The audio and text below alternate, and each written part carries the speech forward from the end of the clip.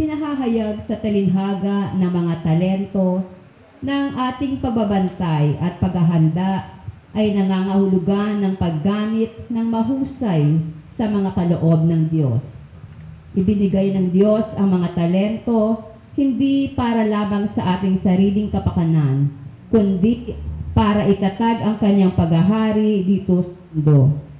Ang mga tunay na alagad ng Panginoon ay totoong maaasahan kung ang mga biyayang tinanggap nila mula sa Kanya ay gagamitin para sa pag-aaruga at pagmamalasakit sa ating kapwa.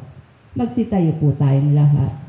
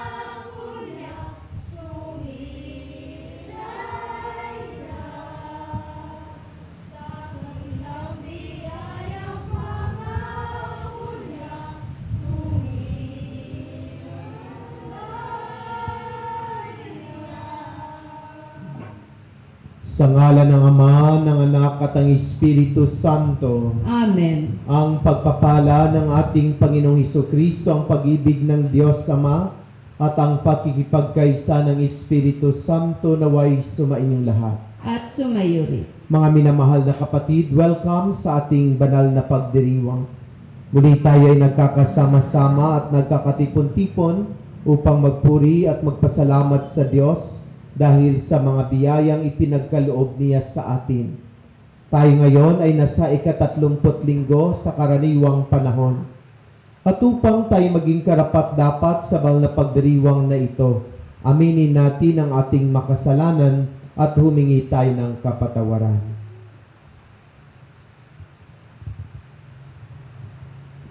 Tayong lahat, inaamin ko sa makapangyarihang Diyos at sa inyo makapatid, na luba akong nagkasala sa isip, sa salita at sa gawa, at sa aking pagkukulang. Kaya'y sinasamo ko sa mahal na Berheng Maria, sa lahat ng mga anghel at mga banal, at sa inyo makapatid, na ako'y panalangin sa Panginoong ating Diyos. Kaawaan tayo na makapangyarihang Diyos, patawarin tayo sa ating makasalanan, at patubayan tayo sa buhay na walang hanggan. Amen. Panginoon, kaawaan mo kami. Panginoon, kaawaan mo kami. Kristo, kaawaan mo kami. Kristo, kaawaan mo kami. Panginoon, kaawaan mo kami. Panginoon, kaawaan mo kami. Luwalhati sa Diyos sa kaitaasan, kaloob sa lupa ay kapayapaan. Pinupuri ka at ipinagdarangal, sinasamba ka namin sa dakila mong kalwalhatian. Panginoon naming Diyos, Hari ng langit, Amang makapangyarihan, Panginoong Jesucristo, bugtong na anak ng Diyos, Kordero ng Ama, ikaw na nag-aalis ng mga kasalanan ng sanlibutan. Tanggapin mo ang aming kahilingan, ikaw na naluluklok sa kanan ng Ama, maawa ka sa amin. Ikaw lamang ang banal, Panginoong Jesucristo, kasama ng Espiritu, sa luwalhati ng Ama. Amen. Amen. Amen. Amen. Manalangin tayo. Ama naming makapangyarihan, ipagkaloob mong lagi naming ikaligayang ikaw ay paglingkuran, sapagkat walang maliw at walang kahulilip ang kasiyahan kapag sumasamba kami sa iyong kapangyarihang nagpapairal sa tanang sanlibutan. Sa pamamagitan ni Jesucristo kasama ng Espiritu Santo, magpasawalang hanggan. Amen. Magsiupo po. Nagtatapos sa isang awit ng papuri para sa huwarang ina at asawa ang aklat ng mga kawikaan. Inilalarawan siya bilang babaeng ginagamit ang kanyang mga talento para sa ikabubuti ng kanyang pamilya at ng mga mahihirap. Ang salita ng Diyos mula sa aklat ng mga kawikaan. Mahirap makakita ng mabuting asawa. Higit sa mamahaling alahas ang kanyang halaga. Lubos ang tiwala ng kanyang asawa at saganang pakinabang ang makakamit niya. Pinaglilingkuran niya ang kanyang asawa habang sila'y nabubuhay. Pawang kabutihan ang ginagawa at di kasamaan. Wala siyang tigil sa paggawa.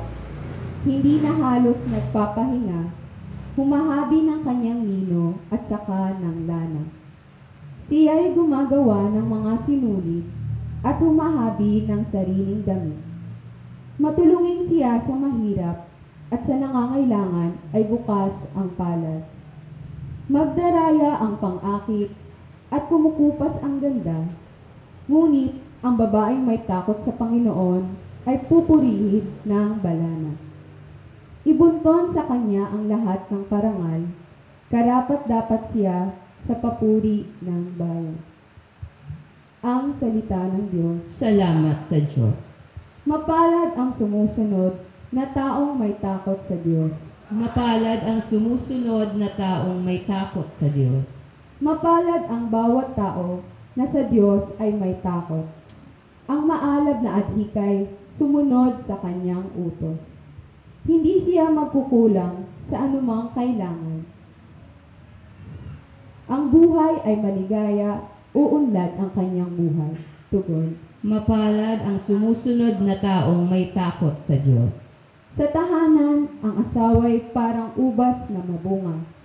Bagong tanim na olibo, sa may dulang ang anak niya. Tugon. Mapalad ang sumusunod na taong may takot sa Diyos. Ang sino man, kung ang Diyos buong pusong susundin, buhay niya ay uunlad at laging pagpapalain. Mula sa Sion, pagpapala nawa ng Diyos ay tanggapin at makita habang buhay pagunlad ng Jerusalem. Tugon. Mapalad ang sumusunod na taong may takot sa Diyos. Ipinaalaala ni San Pablo na maging gising tayo para sa pagdating ni Jesus. Naghahanda para sa araw ng Panginoon silang mga nasa panig ng liwanag. Ang salita ng Diyos mula sa unang sulat ni Apostol San Pablo sa mga taga-Tesalonica. Mga kapatid, na kailangang isulat ko pa sa inyo kung kailan magaganap ang mga bagay na ito, sapagkat alam na ninyo ang pagdating ng araw ng Panginoon tulad sa pagdating ng mga magnanakaw. Kapag sinabi ng mga tao, tiwasay at panatag ang lahat, biglang dating ang kahapamakan. Hindi sila makaiiwas sapagkat ang pagdating nito'y tulad ng pagsumpong ng pagdaramdam ng babaeng manganganak. Ngunit hindi kayo nabubuhay sa kadiliman. Mga kapatid, kaya't hindi kayo mabibigla sa araw na yaon na darating ang parang magnanakaw, kayo'y lahat ay kabilang sa panig ng kaliwanagan. Sa panig ng araw, hindi sa panig ng kadiliman, unang gabi. Kaya kailangan tayo'y manatiling gising, laging handa at malinaw ang isip, di tulad ng iba. Ang salita ng Diyos. Salamat sa Diyos. Magsitayo po tayo.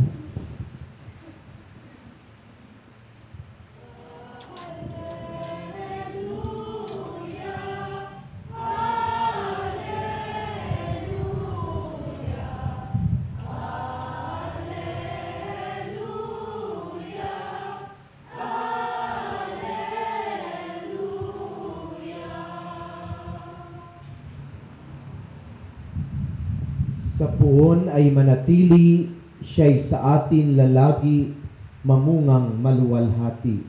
Alleluia, Alleluia. Sumainyo ang Panginoon. At sumayo rin. Ang mabuting balita ng Panginoon ayon kay San Mateo. Papuri sa iyo, Panginoon. Noong panahong iyon, sinabi ni Jesus sa kaniyang mga alagad ang talinghagang ito. Ang paghahari ng Diyos ay maitutulad dito. May isang taong maglalakbay, kaya tinawag niya ang kaniyang mga alipin at ipinagkatiwala sa kanila ang kaniyang ari-arian.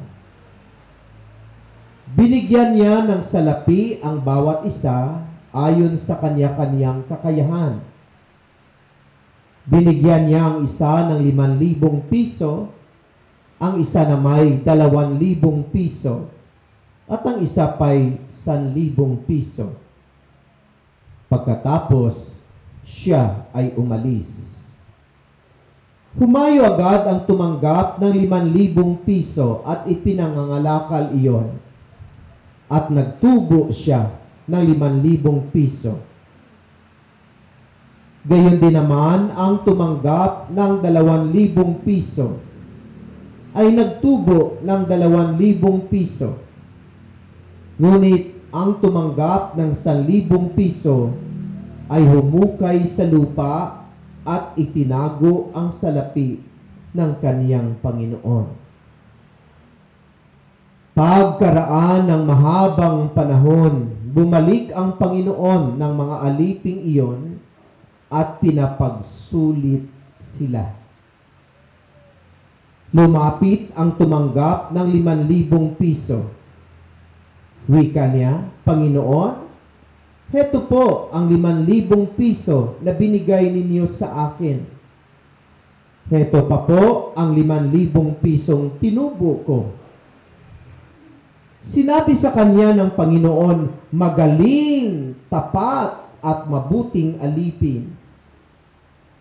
Yamang naging tapat ka sa kaunting halaga, pamamahalain kita sa malaking halaga. Makihati ka sa aking kagalakan. Lumapit ang tumanggap ng 2,000 piso at ang sabi, Panginoon, heto po ang ibinigay ninyong 2,000 piso. Heto naman po ang 2,000 pisong tinubo ko. Sinabi ng kaniyang Panginoon, magaling, tapat, at mabuting alipin. Naging tapat ka sa kaunting halaga, kaya pamamahalain kita sa malaking halaga. Makihati ka sa aking kagalakan. At lumapit naman ang tumanggap ng 1,000 piso. Alam ko pong kayo'y mahigpit, aniya. Kung magapas kayo sa hindi ninyo tinamnan at nag-aani sa hindi ninyo hinasikan. Natatakot po ako, kaya't ibinaon ko sa lupa ang inyong salapi. Heto na po ang 1,000 piso ninyo. Masama at tamad na alipin, tugon ng kaniyang Panginoon. Alam mo palang gumagapas ako sa hindi ko tinamnan at nagaani sa hindi ko hinasikan. Bakit hindi mo iyan inilagak sa bangko? Di sana'y may nakuha akong tubo ngayon. Kunin ninyo sa kanya ang 1,000 piso at ibigay sa may 10,000 piso, sapagkat ang mayroon ay bibigyan pa at mananagana. Ngunit ang wala, kahit ang kakaunting na sa kanya, ay kukunin pa. Itapon ninyo sa kadiliman sa labas ang aliping walang kabuluhan. Dooy tatangis siya at magangalit ang kaniyang ngipin. Mga kapatid, ang mabuting balita ng Panginoon. Pinupuri ka namin, Panginoong Hesukristo. Magsiupo po.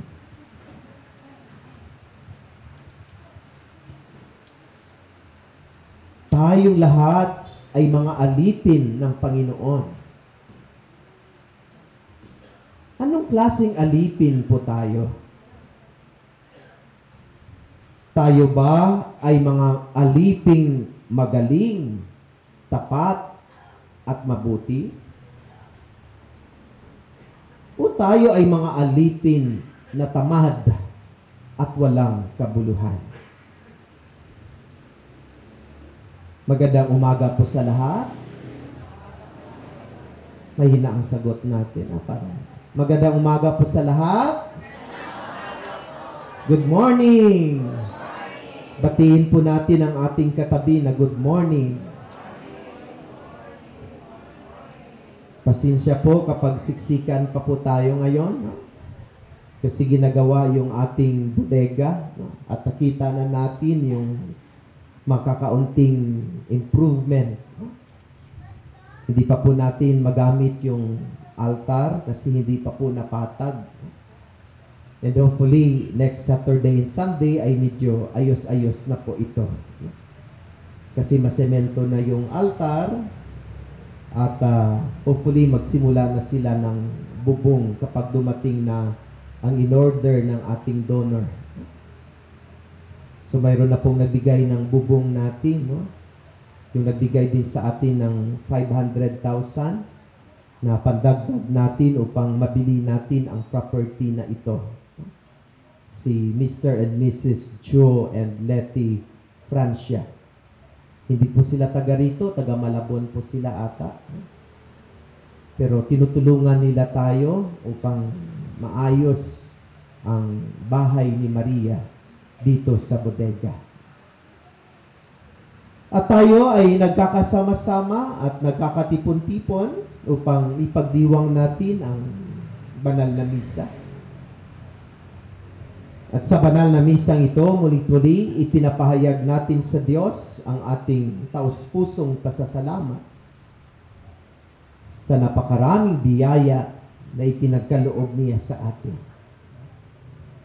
Ginising niya muli tayo, binigyan niya tayo ng kalakasan, maganda ang ating panahon, binigyan niya tayo ng pagkakataon upang tayo ay magkasama-sama at magkakatipon-tipon upang ipahayag natin ang ating mga papuri at pasalamat sa Diyos dahil sa mga biyayang ipinagkaloob niya sa atin. At sa ating pagsasama at pagtitipon-tipon, muli ay kapiling natin ang ating Panginoon. Ang Diyos ay kasama natin dahil siya ay nagsabi, kung saan merong 2 o 3 na nagkakatipon-tipon sa aking ngalan, ay naroon ako sa gitna nila. If there are 2 or 3 are gathered in my name, I am in their midst. Higit pa tayo sa 2, higit pa tayo sa 3, at tayo ay nagkakatipon sa ngalan ng Panginoon. Kaya kapiling natin ang ating Diyos. Amen? Kasama natin ang ating Panginoon. At isa sa mga pruweba na kung saan kasama natin ang Diyos ay napakinggan natin siya sa pamamagitan ng kaniyang mga salita. At ang kaniyang mga salita ay nagpapaalaala, tumuturo at gumagabay sa atin kung ano ang makarapat dapat nating gawin sa ating pang-araw-araw na pamumuhay. Habang iniintay natin ang pagbabalik muli ng ating Panginoon. Siya ay babalik muli kung kailan hindi natin alam. Bakit siya magbabalik? Why He will come again? He will come again to judge the living and the dead.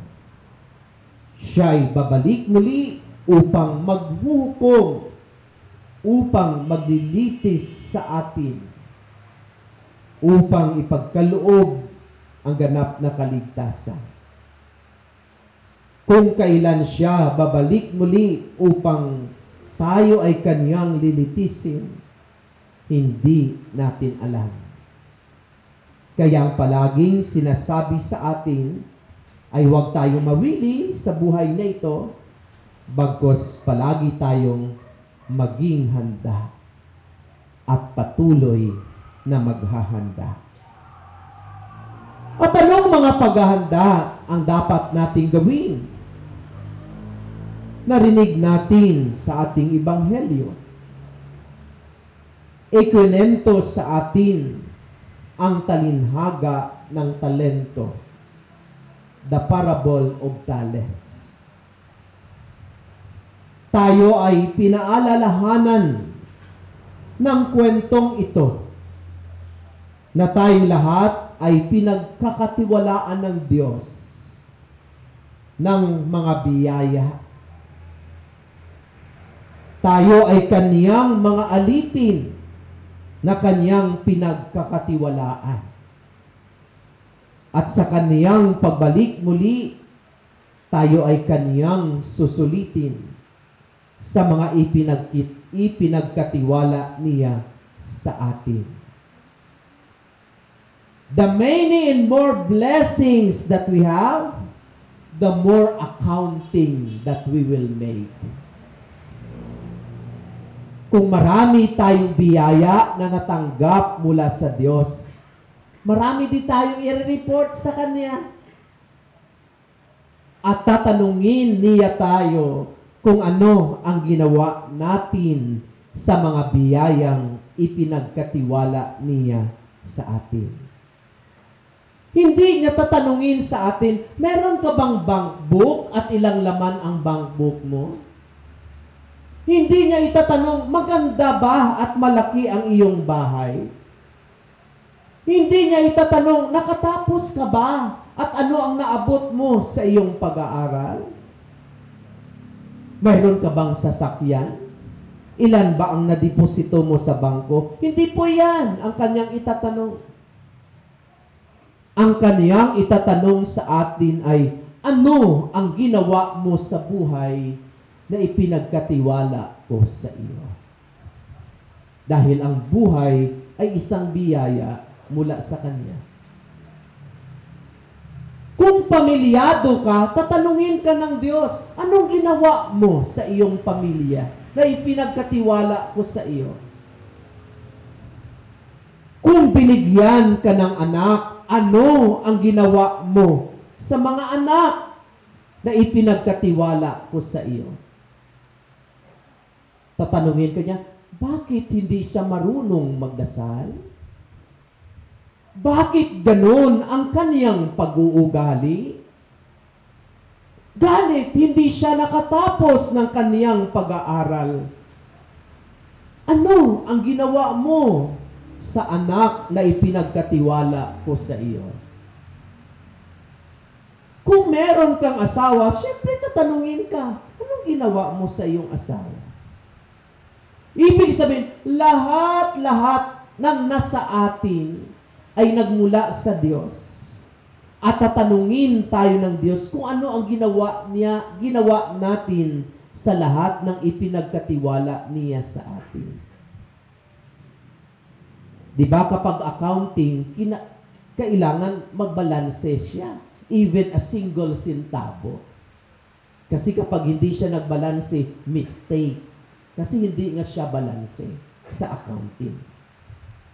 Ganon din ang gagawin sa atin ng Diyos. Tayo ay Kanyang susulitin. Kung ano ang mga ginawa natin sa mga ipinagkatiwala niya sa atin. Kaya ang talinhaga ng talento ay may mga paalaala sa atin na dapat nating gawin at pagnilayan sa ating pang-araw-araw na pamumuhay.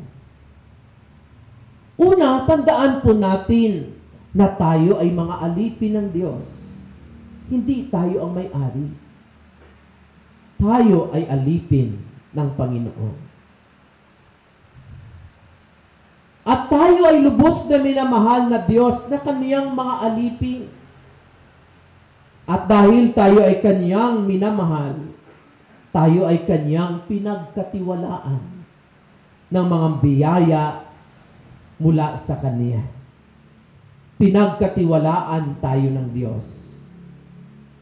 Ang may-ari ng lahat, pati ng ating buhay, ay nagtiwala sa atin na Kaniyang mga alipin at ibinigay niya sa atin ang Kaniyang makayamanan sa pari-parihong paraan. Ang Diyos ay nagtiwala sa atin at ibinigay sa atin ang mga biyaya at mga oportunidad.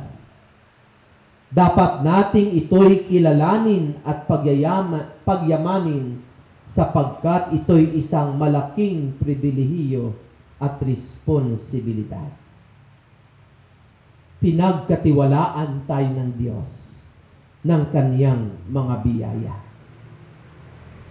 At sa'y pinagkatiwala sa atin ng Diyos na mga biyaya, tayo ay mayroong pananagutan.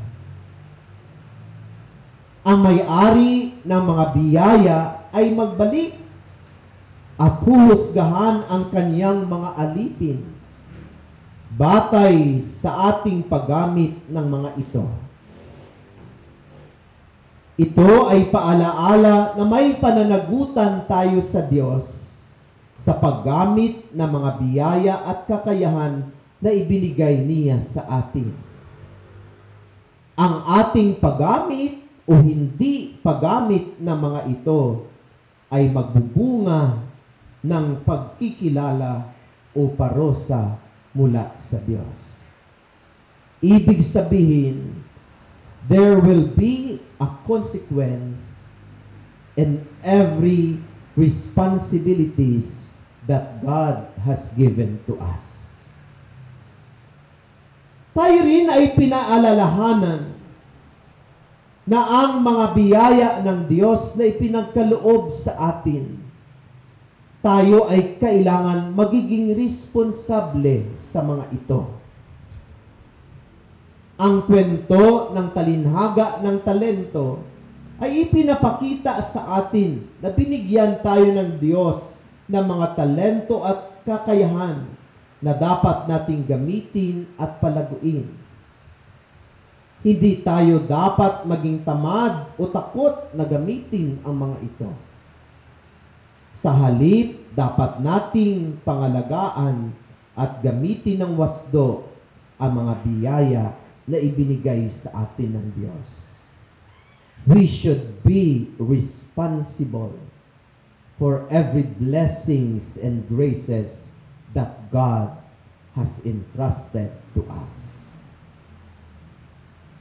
At bilang responsibilidad natin sa mga biyayang ipinagkatiwala sa atin ng Diyos, kailangan atin itong linangin, tayo ay magsumikap upang ito ay ating paunlarin. Ang dalawang aliping nagamit ng maayos ang kanilang mga talento, mga biyaya at kakayahan, at nagpakita ng pagsisikap at pagtatrabaho upang palaguin ang kanilang kayamanan. ang kanilang positibong pagkilos ay nagbunga ng tagumpay at pagpapala. Ito ay paalaala sa atin na kailangan nating magsumikap at magtiyaga upang maabot ang ating mga layunin at magkaroon ng tagumpay ang buhay. Mga minamahal na kapatid, ang talinhaga ng talento ay nagpapaalaala sa atin ng lahat-lahat na mga biyaya na ipinagkatiwala sa atin ng Diyos. Hindi dapat ito itago, bagkus dapat nating gamitin ang mga ito ng may pagmamahal, pagtitiyaga, pagsisikap, at pagiging responsable. Sa pamamagitan ng wastong paggamit ng mga biyaya na ipinagkatiwala sa atin ng Diyos, maaari nating maabot ang ating mga potensyal sa buhay. Magkaroon ng positibong epekto sa ating munting pamayanan at maging karapat-dapat upang papagariin ang Diyos sa ating paglilingkod sa pamamagitan ng biyaya na ipinagkaloob sa atin. Naway sa pamamagitan ng banal na misang ito, mulit-muli tayo ay napaalalahanan. Tayong lahat ay mga alipin ng Diyos. Pinagkatiwalaan tayo ng kaniyang kayamanan at mga biyaya. Kung tayo ay mga alipin ng Diyos, anong klaseng mga alipin tayo? Tayo ba ay mga mabuti, tapat, at matitiyagang mga alipin? O tayo ay mga aliping tamad at walang kabuluhan? Amen.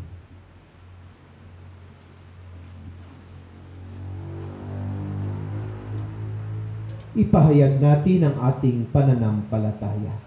Sumasampalataya ako sa Diyos amang makapangyarihan sa lahat, na may gawa ng langit at lupa. Sumasampalataya ako kay Hesukristo, iisang anak ng Diyos, Panginoon nating lahat. Nagkatawang tao siya lalang na Espiritu Santo. Ipinanganak ni Santa Mariang Berhen. Pinagpakasakit ni Poncio Pilato. Pinako sa krus na matay inilibing, nanaog sa kinaroonan ng mga yuma, na may 3 araw na buhay na maguli, umakyat sa langit, naluluklok sa kanan ng Diyos amang makapangyarihan sa lahat.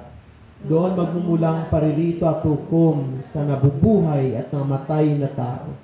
Sumasampalataya na ako sa Diyos Espiritu Santo, sa banal na simbahang Katolika, sa kasamahan na mabanal, sa kapatawaran ng makasalanan, sa pagkabuhay na muli na namatay na tao, at sa buhay na walang hanggan. Amen. Mga kapatid, manalangin tayo sa Ama upang maging tapat at mahusay at matyaga tayo sa paggamit ng mapagkakataon at biyayang hanggang sa pagdating ng kaniyang anak. Buong pagtitiwala tayong manalangin at sa bawat kahilingan ng ating itutugon. Panginoon, dinggin mo kami. Panginoon, dinggin mo kami.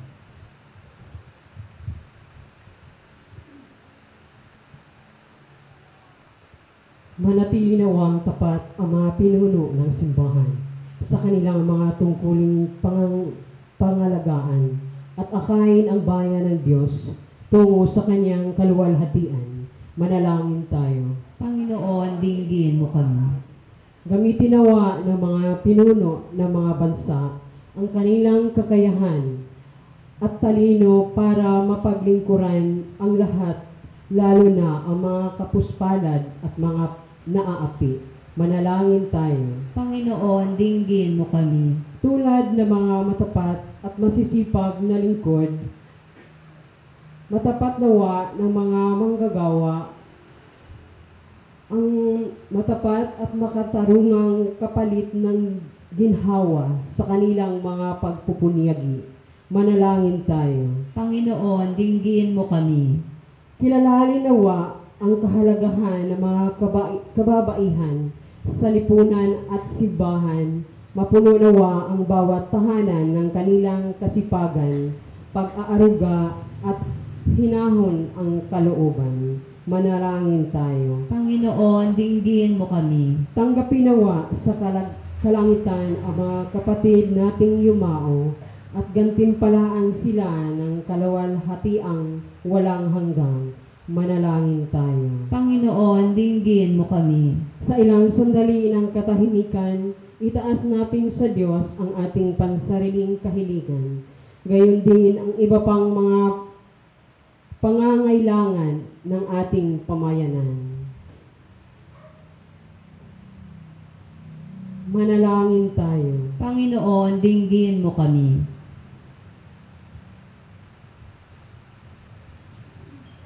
Ama, kalugdan at ipagkaloob mo ang aming mga dalangin hinihiling namin sa pamamagitan ni Kristong aming Panginoon. Amen. Magsiupo po.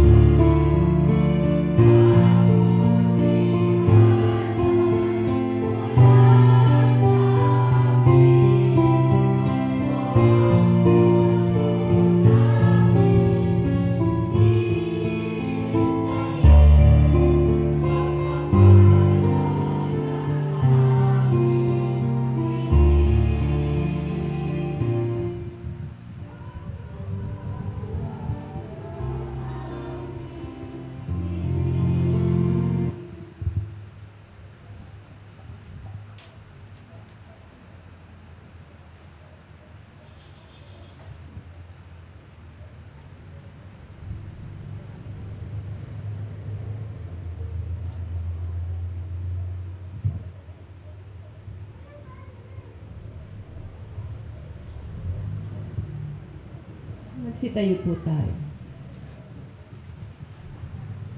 Manalangin kayo mga kapatid upang paghahain nating ito ay kalugdan ng Diyos amang makapangyarihan. Tanggapin nawa ng Panginoon itong paghahain sa iyong mga kamay, sa kapurihan niya at karangalan sa ating kapakinabangan at sa buong sambayanan niyang banal. Ama naming lumikha, ipagkaloob mo ang iyong masintahing pagtingin sa aming mga alay, upang kagandang loob mo ay aming makamtan, at ang bunga ng walang hanggang pag-iral ay aming mapakinabangan.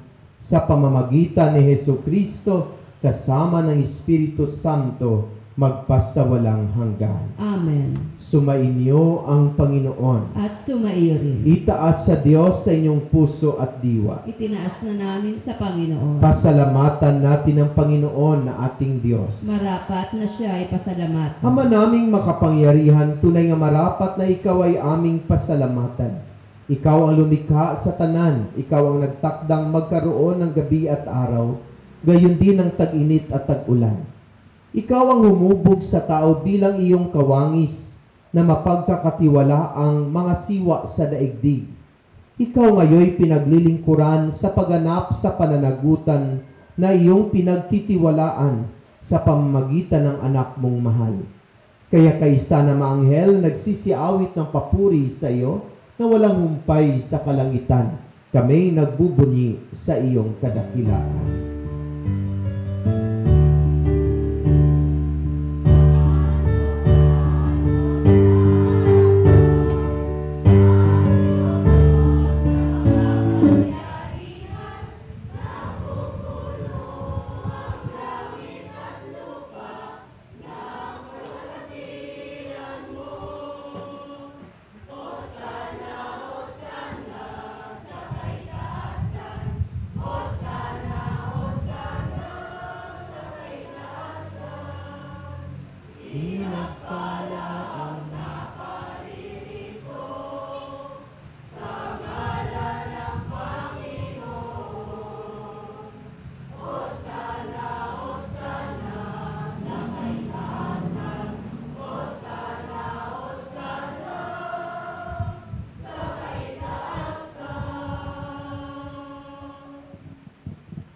Ama naming banal, ikaw ang bukal ng tanang kabanalan.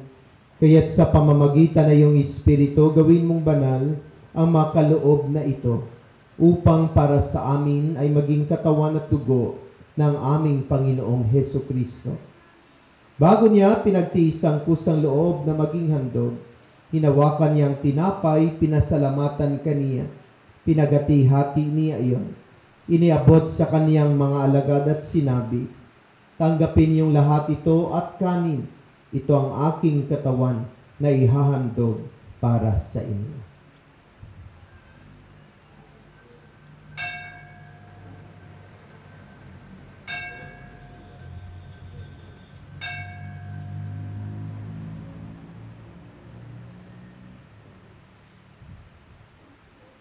Gayon din naman, nung matapos ang hapunan, hinawakan niya ang kalis, muli kaniyang pinasalamatan.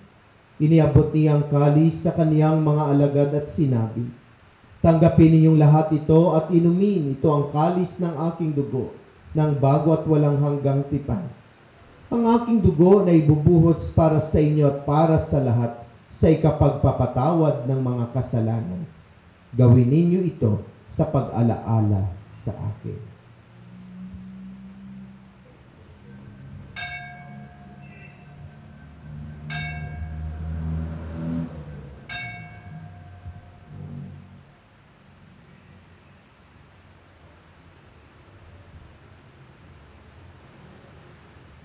Ipagbunyin natin ang misteryo ng pananampalataya.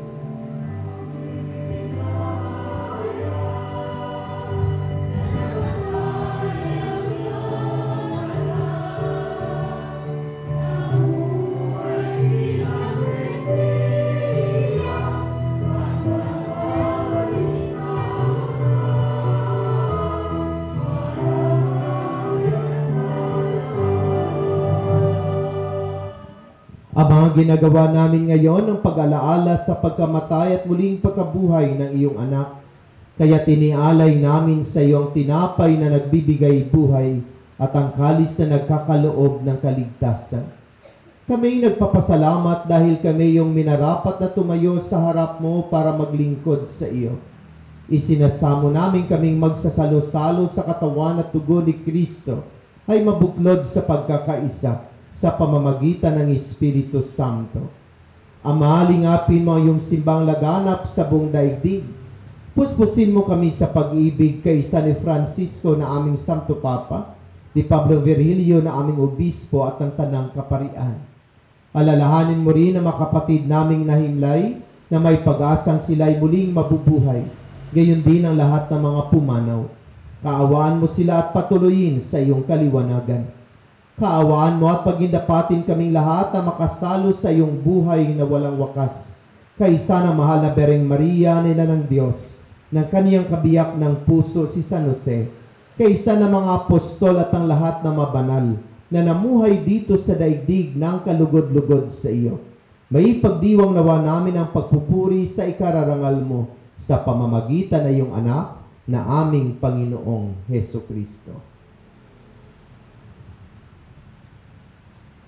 Sa pamamagitan ni Kristo kasama niya at sa Kanya, ang lahat ng parangal at papuri sa iyo, Diyos amang makapangyarihan, kasama ng Espiritu Santo, magpasawalang hanggan.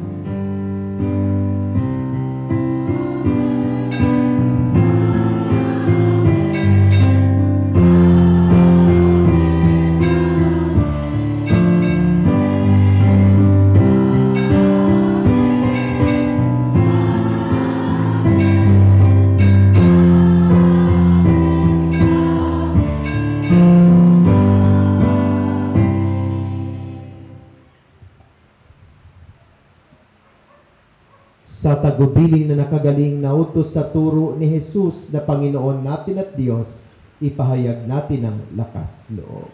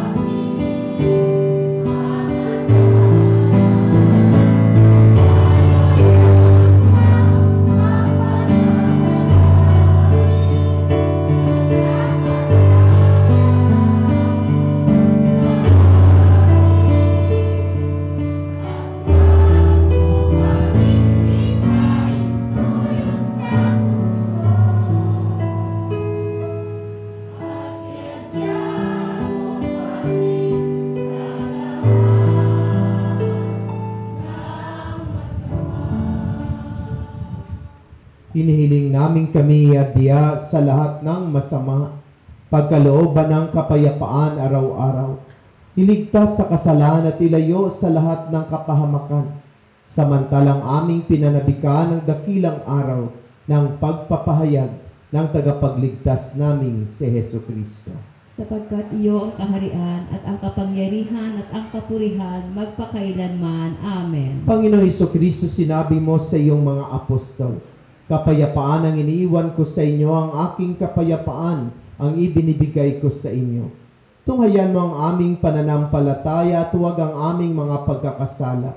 Pagkalooban mo kami ng kapayapaan at pagkakaisa ayon sa iyong kalooban, kasama ng Espiritu Santo, magpasawalang hanggan.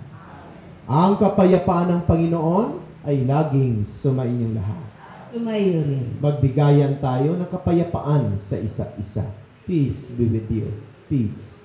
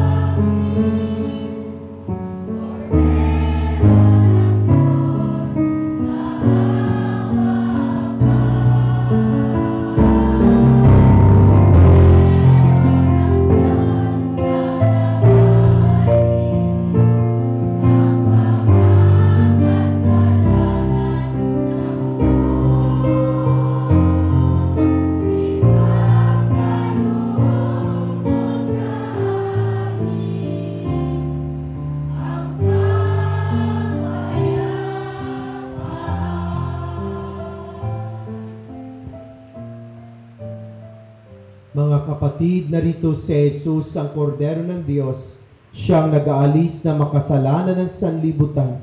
Mapalad ang mga inaanyayahan sa kanyang banal na piging. Panginoon, hindi ako karapat-dapat na magpatuloy sa iyo, ngunit sa isang salita mo lamang ay gagaling na ako.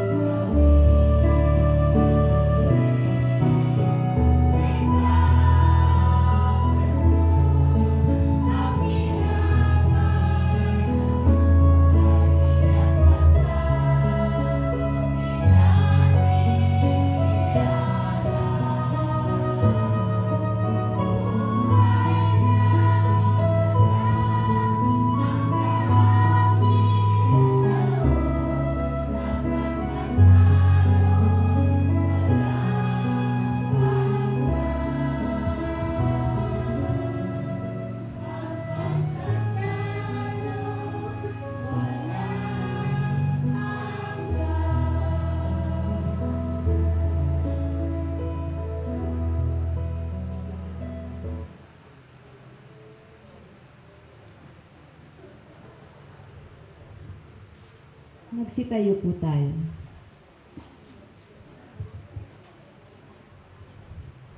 Manalangin tayo.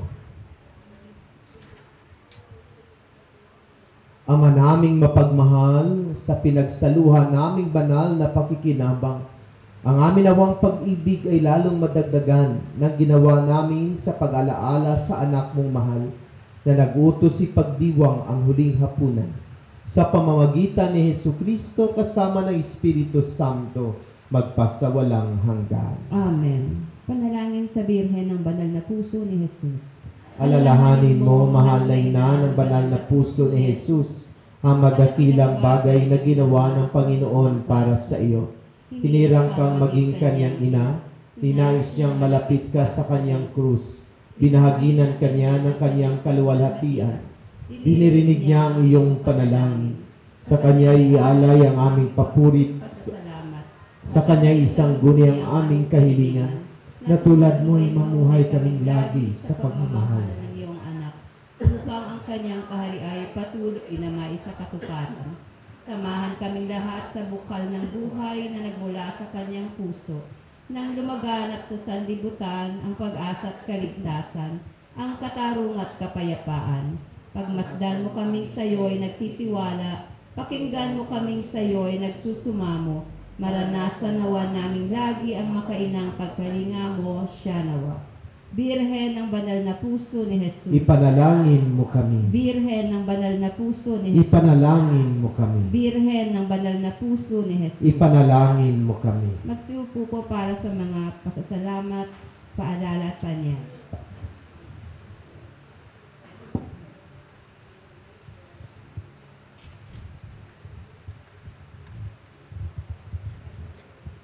Pasalamatan po natin ang lahat ng mga tumulong at naglingkod, ang Music Ministry at Regina Cheli Children's Choir, Lay Eucharistic Ministers, Ministry of Altar Servers, Ministry of Ushers, Greeters, and Collectors, Ministry of Lectors and Commentators, Social Communications Ministry para sa ating FB live streaming, sa atin pong lahat na narito ngayon, at ang nanguna sa ating banal na pagdiriwang, Reverend Father Sammy Patriarca, MSc. Pasalamatan din po natin ang ating sponsor, ang San Juan Bautista Chapel. Sa susunod na linggo naman po, ang ating sponsor ang Santa Teresa ng Calcutta Chapel. Para po sa mga paalala at paanyaya, una po sa darating na November 26, atin pong ipagdiriwang ang Christ the King. At bilang paghahanda ay magkakaroon po tayo ng misa sa St. Louis de Montfort Chapel. Ito po ay sa November 25, Sabado sa ganap na ikapito at kalahati ng gabi. Susundan po ito ng foot procession at exposition of the Blessed Sacrament. Papunta po dito sa bodega. Magdala po tayo ng vigil candle na nakalagay sa baso. At dito po gaganapin ang magdamagang pagtatanod or vigil. Ang mga sumusunod po ay ang mga oras ng vigil. 9:30 p.m. to 12:30 a.m. sa Cluster Hope. 12:30 a.m. to 3:30 a.m. Cluster Faith. 3:30 a.m. up to 6 a.m. ang Cluster Love. Ikalawa, pagkatapos po ng vigil sa November 26, sa ganap na ika-6 at kalahati ng umaga, ay isasakay ang Blessed Sacrament papuntang Reparo Road. At pagdating po sa Rose Street, ay magkakaroon ng prosesyon pababa ng RNE Chapel. Ang mga sumusunod po ang mga oras ng mga misa ng para sa Christ the King celebration. Sa November 26 po ito, 7 a.m. RNE Chapel, 9 a.m. dito po sa bodega. At sa ganap na ikatlo ng hapon, magkakaroon po ng blessing and procession of the Blessed Sacrament. Magsisimula po ito sa RNE Chapel. Ang mga chapel community ay mag-aabang sa kanilang designated na lugar at maglalagay po ng altar at ilalabas ang inyong mga patron at doon magtitipon para po ito i-bless. Ang mga sumusunod ay ang mga designated na lugar ng bawat kapilya. Ang San Lorenzo Chapel ay sa Paras Compound. Ang Manawag Chapel ay sa Barangay Hall 161. Ang St. Joseph Chapel ay sa Baysa Elementary School. Ang Peña Francia Chapel ay sa Ate Marie Rodolfo Residence. Lalabas po ng Reparo Road at dediretso ng Baysa at pupunta sa St. Louis de Montfort Chapel. Babalik po papuntang San Juan Chapel, doon po sa Shell Gasoline Station. Ang San Roque Chapel naman po ay dito sa bodega. Ang Calcutta Chapel ay sa Bougainvillea Street. Ang Mother of Perpetual Chapel ay sa Rosales Street. Ang Kalungsod Chapel ay sa Nanay Conching Residence. Ang Lourdes Chapel ay sa Carmelos Residence. At ang St. Clair Chapel ay sa Bayanihan Court. Ito po ay tutungo sa Woodcraft Bayanihan at magkakaroon po ng misa. Ang cluster love po ang mamumuno dito sa ganap na ika-6 ng gabi. Marami pong salamat.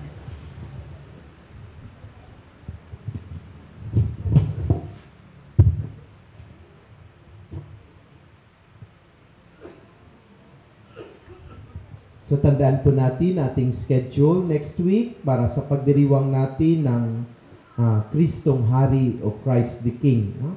Magsimula sa pamagitan ng banal na misa sa ganap na alas 7:30 ng gabi doon sa St. Louis de Montfort Chapel. Pagdala po tayo ng kandila na nakalagay sa baso para sa ating foot procession ay hindi siya mamatay ng hangin. No? Tapos magdala din tayo ng mga emergency lights kasi mga around 9 o'clock na po iyon ng gabi, yung ating procession. So kailangan nating maliwanag ang ating mga daanan. So kung meron kayo mga emergency lights, ay dadalhin po natin yung mga emergency light. Tapos dito po tayo mag-vigil, mag-overnight vigil. No? And hopefully maayos na yung altar natin, matanggal na itong mga hopefully mabubungan na kung darating na yung bubong, no? At matanggal na yung mga poste-poste sa paligid, no? At maayos, ayusin po natin, no? So sa Sabado po ay sa Sabado ng pagkatapos ng pananghalian, ang taga-cluster faith ay inaanyayahan ko na tutulong po na ayusin natin ang lugar na ito kasi magtatrabaho pa po sila hanggang Sabado ng umaga, no? Tapos pagkahapon ay after lunch ay aayusin po natin para i-prepare natin sa gabi para sa ating pag-vigil, no? Pagkatapos ng araw na iyon, ng linggong iyon, pagkasunod na linggo ay panahon na ng Adbyento, no? Pag-prepare na ulit tayo para sa pag-celebrate natin ng Christmas season, no? So sa simula bukas ay tatanggap ulit tayo ng mga panambak kasi tatabakan pa po natin ito ng isang ruler. Yung ditong inupuan ninyo dyan, tambakan pa po natin yan ng isang ruler, no? Hanggang doon pa po iyon sa labas, no? Tapos pataasin din po natin ng kaunti doon sa labas, tapos lagyan din natin ng bubong doon sa labas para kung punong-puno na tayo, kung umulan at saka uminit ay hindi po tayo mainitan o mabasa, no? Tapos maayos, okay na po yung bintana na iyan, no? Tapos lagyan din natin ng kisame hopefully pag natapos na, no? So more or less nakagastos na tayo, mga around 300,000 na yung nagastos natin, no? Kaya patuloy tayong humingi ng mga tulong at suporta financially para sa ating mga pagpapagawa, no? Pagpapatapos ng ating simbahan, no? So yung bubong natin, wala na tayong problema kasi mayroong sumagot na. Yung bintana, wala tayong problema dahil may sumagot na. So yung altar natin, parang gusto ko yung sa altar, pag nasemento, parang lagyan din natin ang kagaya ng sa woodcraft, yung parang green na damo kasi madaling linisin po yon, no? Kaysa carpet. Gusto ko sana carpet na pula pero parang daling bumaho at dumumi, no? So yung gawin natin yung parang carpet na grass, yung katulad ng sa woodcraft, no? Para maganda din siya lagyan ng decoration, no? Para attractive siya pag malagyan ng decoration, any color ay pwede siya mag-match, no? Tapos yung dito, yung problema natin ay yung pagpapatiles, no? So masemento natin ito, so maghanap tayo ng mga sponsor na ipapatiles po natin dito papunta doon sa likod, no? Tapos may open po diyan, no? Hanggang sa haligi na yan, open po yan, no? Tapos diyan po may sacristy po tayo at may CR doon po sa likod, mayroon din po tayong CR na gagawin, no? Tapos diyan ay pwede natin ilagay na diyan yung mga tanim natin, no? Para mainitan na siya at saka para lulusot yung hangin, no? Parang sinadya po natin na ganyanin para ang hangin dito sa kabila ay makapasok dito, no? Para maging maaliwalas yung ating simbahan. Tapos, piniprepare din po natin yung sa gitna para lagyan natin ng malaking electric fan, no? Para pag isami, ilagay din natin yung malaking electric fan dyan po sa gitna. So, ipiprepare din nila yung lalagyan dyan, no? Para pag nakabili tayo ng electric fan, ayun mga more or less mga 200,000 po yun. Ikabit natin so para maaliwalas na. May hangin na siyang makuha sa labas, so iikot na siya, so maging maaliwalas na, no? So parang ganun, no? So na-finishingan na yung dingding, so pinturahan po natin yan, no? So yun po yung mga gagawin pa natin dito sa bodega, no? So muli, maraming salamat at patuloy tayong magsuportahan at magtulungan upang matupad natin ang ating pangarap na maging maganda ang bahay ni Maria dito sa bodega, no? So muli, maraming salamat at magandang umaga po. Sitayo po tayo. Ang mga lectors, mayroon po kayong pagpupulong pagkatapos ng banal na misa. Marami po kayong pag-uusapan tungkol sa ating mga activities sa buwan ng November at December upang maging maayos ang ating scheduling sa simbang gabi, sa Misa de Gallo at sa pag-celebrate natin ng New Year at Christmas.